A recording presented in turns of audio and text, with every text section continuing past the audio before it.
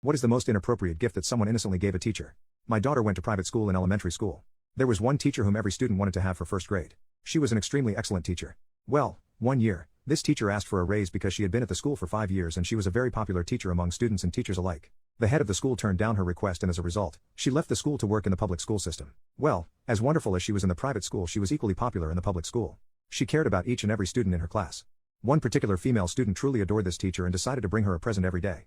This present was a pretty white rock. The teacher put the rocks one next to the other around the perimeter of her desk. Pretty soon, the teacher had to make a second row of these pretty rocks. But they were pretty and she wanted to honor the students, so there they sat on her desk. One day, the school invited the local police to visit with the students in their classrooms. Just a basic, "Hi, we are your friends. If you ever need help, don't be afraid to ask a police officer because we are here to help you." Then they allowed the students to ask questions. After 10 minutes of answering questions, it was time for the students to go outside for recess. Once the students were outside, one of the policemen pulled the teacher aside and asked her about her rock collection. The teacher innocently replied, "They are pretty, aren't they?